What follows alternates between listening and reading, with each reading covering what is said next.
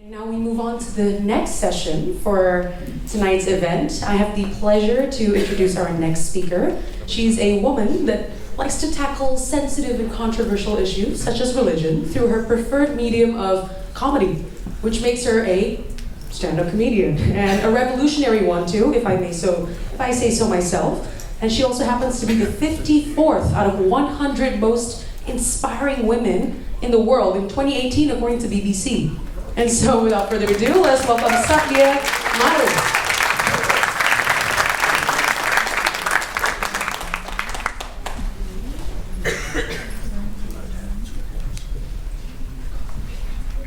Thank you. Bismillahirrahmanirrahim. Assalamualaikum warahmatullahi wabarakatuh.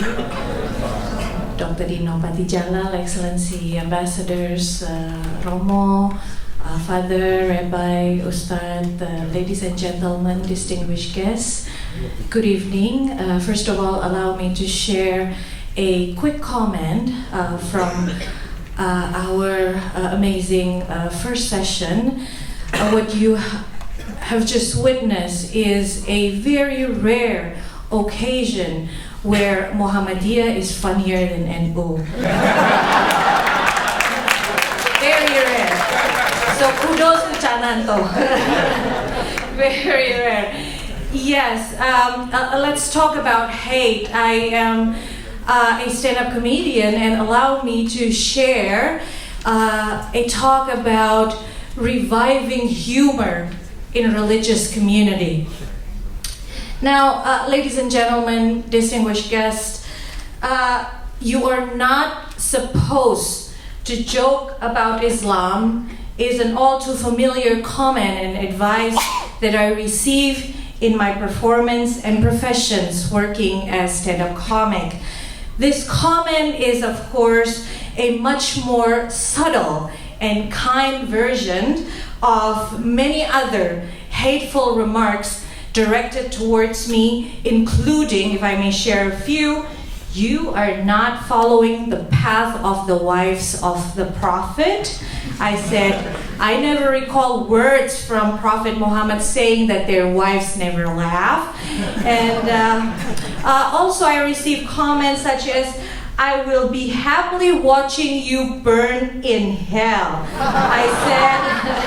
I said, well, if you're able to watch me, doesn't it mean that you're in hell also? And you are an evil because you have an evil teeth, Yinsul. Yes. Yes, and I said, well, thank you for recognizing the very feature that will make me eternally beautiful. And of course, ladies and gentlemen, you are not a woman working in this profession, speaking out your mind in public, unless you are receiving a comment such as, oh, you are such an embarrassment to Islam. I can see the bra behind your dress. And it's like, well, oh yes, I received a comment specifically made to a woman who dared to speak up. But what is interesting, ladies and gentlemen, is that these people, not only do they believe that they can pass such comment, but they also believe that they are doing noble things, that they are doing this for the sake of religion, that it is a good deed, that I am doing, that I am insulting you, not insulting you, I am advising you. Now, giving you advice. Now, what we often forgot is the verse of the Quran, Surah Al-Asr, the 103rd surah in the Quran, order us not only to advise others, but also to advise others in truth and advise others in patience. And dakwah bil hikmah, or proselytizing religion, propagating religion in gentleness and wisdom, is imperative in Islam, and that is what we often forget. With this in mind, ladies and gentlemen, my question is humor the answer? or perhaps the antidote to the widespread hate across religious community? Is humor part of religious tradition? Is it justifiable to communicate or propagate religion with laughter? Ultimate question, can we joke about religion or religious community? Why are we so afraid of humor? And on the other hand, why humor is so important? Now, a quick preview of what I usually share on stage.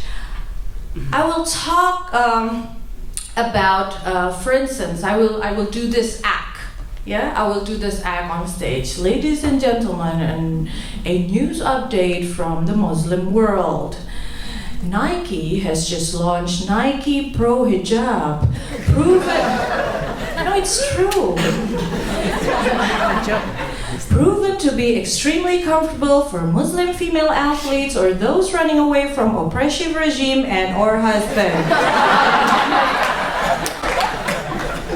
Dolce & Gabbana also has just launched a modest fashion line proven to be extremely effective to prevent polygamy. Can you... Yes, I mean, can you imagine having 4 wives and have to dress them in Dolce & Gabbana? All of them, all 4 of them. And ladies and gentlemen, another exciting news from the Muslim world.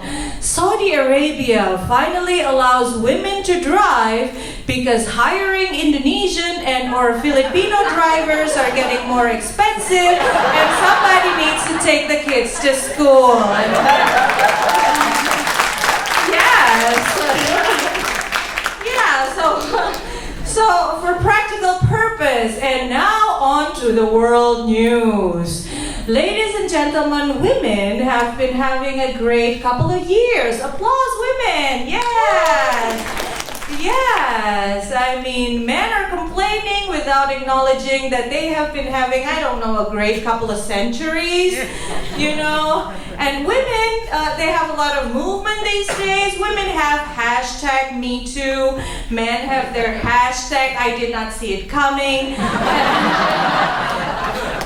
And you know, even radicals and extremists are starting to empower women, starting to promote equality, starting to invite women to join their terrorist act. I mean, yes, it's amazing. I don't know what they say to promote it. I mean, it's like, yo, women, you want equality? Let's blow ourselves up together. Guaranteed to lose your weight by 100%. You know? Like, is that what they're... You know, is that what they're saying? So yeah, these are some of the things that I talked about on stage. I talk a lot about my families also. I was born and raised in a very, very conservative community in Pekalongan, Central Java. Actually, I grew up in Pekalongan, Central Java. And girls there are getting married at like the age of 15, 17, 18 years old. They're like ultra pretty and super rich, actually. So I'm neither pretty nor rich, so my parents sent me to school. And my mom said that I have to at least have brain as the least, although, you know, less preferable assets. And I'm like, I feel very, very fortunate that my parents supports my education, especially my father, with so many conditions that I wish I have a lawyer to help me negotiate. Like, I'm not... Yeah, I can go to college, but I'm not supposed to go out after class. I'm not supposed to participate in any like student organizations. I'm not supposed to speak up. I am not, most importantly, I am not supposed to get to know anyone from the opposite sex. And I thought, I was surprised. Wow, Dad, I didn't know that you're such a great supporter of lesbianism. You know, and when I started college, this is you know, this is what Nanto and Gus Abdul Aziz talked about earlier on, what is happening in college campuses across Indonesia. We notice for the very first time separations between men and women in like public forum seminars or lecture, not in masjid, but public forum seminars or lectures. And I was surprised. I was born and raised in such a conservative community. Even in my community, there's no such thing as separations between men and women in public seminars, forums, or lectures. Women just don't go to public seminars, forums, or lectures, you know. It's not allowed. And ladies and gentlemen, I'm not only talking about my concerns about what's happening in the so-called Muslim worlds or personal experience, basically self-deprecating type of humor, but I also talk about something on the other side. Like for instance, I travel a lot, and then sometimes, you know, speaking at conferences, etc. And in many of those conferences, there's always this Caucasian woman saying, you know, trying to be too nice and too welcoming, you know, just in case I'm too oppressed at home and things like that. And, you know, and ask these type of questions. Oh, you're a Muslim woman from Indonesia. Life must be hard out there. And it's like, yes. And I said, oh yes, we've been having a hard time deciding which beach we are going to go to. And yes, and they're like asking these type of questions. I'll just read you the question. So, you are wearing hijab every day? Yes, even to the shower, you know. Yes, we have, in Indonesia, we have one of those hijab shampoos, you know. Yes, when we were young, it's hair shampoo, right, to wash our hair. But now it's hijab shampoo to wash our hijab. Yes, exactly. And then, oh, but I received such questions as well. Oh, but you are coming from a tropical country. Isn't it hot to wear hijab all the time?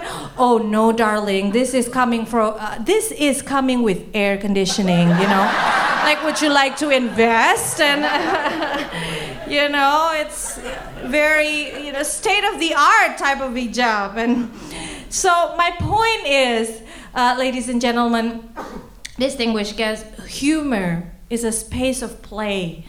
But more than that, it is a place of thoughts, aspiration, voice, and a space for dialogue. With few lines of jokes, we can talk about issues we have been reluctant to talk about for years or even centuries. Humor, throughout the history, also have allows the lowest of the low, those who are marginalized and discriminated on the basis of race, skin color, religion, to stand and to fight, sending message without being aggressive, establishing group identity while embracing diversity, dismantling myth, broke down walls and stereotypes, challenged the powerful and the complacent, survive and thrive. And now, in this wonderful occasion, I would like to also share with all of you and ask you, with such a gift that humor give us, can we believe that humor is not within religious tradition? It is. It is within religious tradition. Even Prophet Muhammad, Rasulullah Sallallahu Alaihi Wasallam, joke. Yes. So if I may share with you, very, very quickly, if I may share with you, there's this hadith telling this story about Prophet Muhammad receiving an old lady. So he received an old lady in his house. And this old lady asked the Prophet, Prophet, I've been a loyal follower of yours. Will I be granted paradise? And the Prophet Sallallahu Alaihi Wasallam, peace be upon him, said, he did not say you will not. He said, but there's no old lady in paradise. The old lady cried and cried and regret herself being so old. And then the prophet consoled her and said, everyone, regardless of how old they are when they die, will look young, will be granted youth in paradise. So there's no old lady in paradise. See? Even Prophet Muhammad joked. And I think this is September 7th. If we remember, I would like to pay an homage to President Abdurrahman Wahid,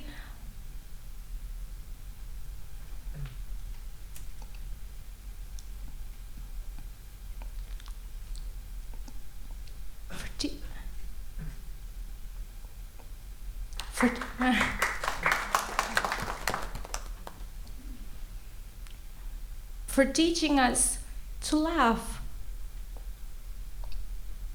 And I think I'll just go to the closing paragraphs, but for teaching us to laugh, and very powerful legacy of how humor can facilitate dialogue and also diplomacy. If we're talking about interfaith dialogue, for instance, we have piles and piles of interfaith jokes, but I would like to share one joke that I really like from a Muslim American, saying that Muslims and Jews actually have a lot in common. Muslims or Jews don't eat pork. Muslims or Jews, required boys to be circumcised, etc., and also eating different types but similar ideas of halal food. And the comedian said, the one thing that differentiates Muslims and Jews is that Jews never want to spend any money, and Muslim doesn't have money to spend. And then and it's like, and this Muslim American comedian actually performed with also a Jewish American comedian who said, guess what? Why did Moses receive the 10 Commandments? Because it's free. And that Jewish comedian says something like that. I don't know much about Jewish traditions, but I think that represents, and also talking about giving an homage to Gus Dur, I will share a little bit joke in Bahasa Indonesia. I'm sure that every one of you must have ever heard about this joke. Ada seorang kiai dan seorang pendeta itu yang tinggal berdekatan dan selalu saling membantu. Kiai itu memiliki sebuah mobil dan pendeta dia memiliki motor. Pada suatu hari pendeta mau pergi jauh untuk menyampaikan misa. Nah, pendeta itu karena mau pergi jauh meminjam mobilnya Pak Kiai. Sebelum mobil itu dikembalikan, mobil itu dicuci bersih. Pak Kiai kemudian pada suatu hari juga membutuhkan untuk berdakwah di gang-gang yang kecil. Akhirnya Pak Kiai meminjam motornya Pak Pendeta. Sebelum motor tersebut dikembalikan, dipotong knalpotnya. Pak Pendeta bertanya, Pak Kiai, ini motor saya jadi rusak. Kenapa? Knalpotnya dipotong. Pak Kiai menjawab, loh, mobil saya saja kamu baptis, ya motormu saya sunat.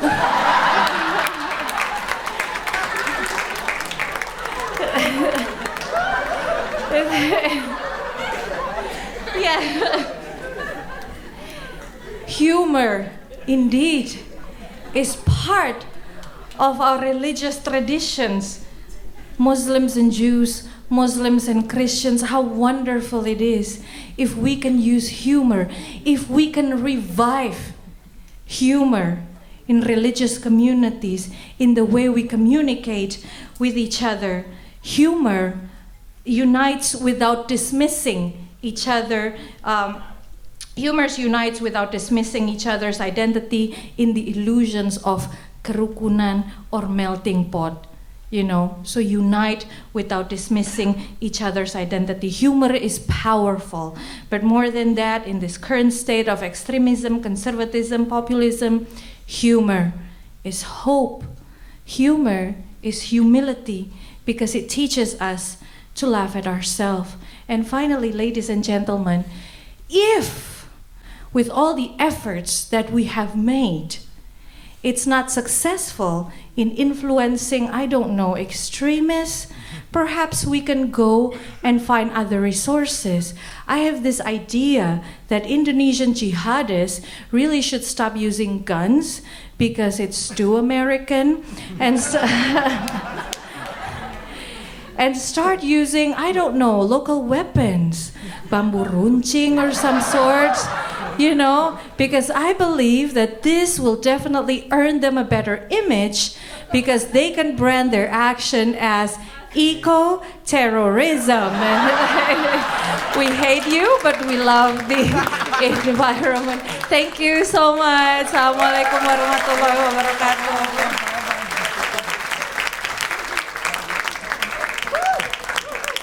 I think she deserves another round of applause, ladies and gentlemen. Yes. Amazing.